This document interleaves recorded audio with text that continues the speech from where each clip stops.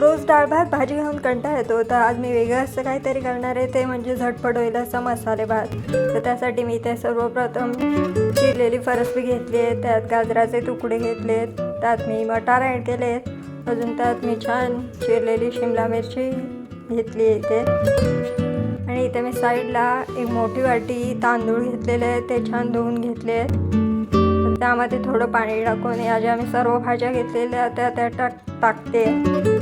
आता त्यात छान चिरलेलं टोमॅटो ॲड करते आणि वरून थोडंसं चवीपुरतं मीठ ॲड करते. आता मी हे सर्व छान शिजवून घेते कुकरला. 1-3-4 शिट्ट्या होऊन द्यायच्या आहेत.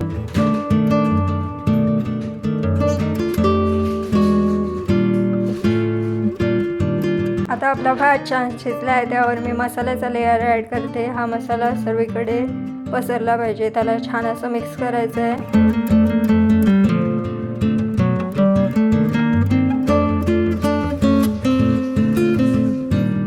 आता त्यात मी वरून थोडं किसलेलं खोबरं ॲड करते आणि छान चिरलेली कोथिंबीर वर ॲड करते. हे पुन्हा छान मिक्स करून घेते. आता त्यात थोडं चवीपुरतं मीठ ॲड करते. हे छान मिक्स करून घेते. आता मी हा भात फोडणीला टाकण्यासाठी इथे टोप घेतलेला आहे, तर टोपात छान तेल गरम करून घेते.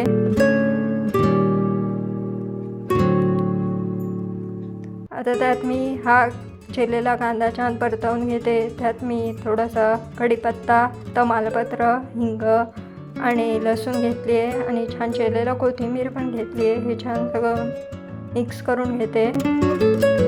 आता त्यात मी रेडी झालेला भात थोडं थोडं टाकून छान तेलावर परतून घेते.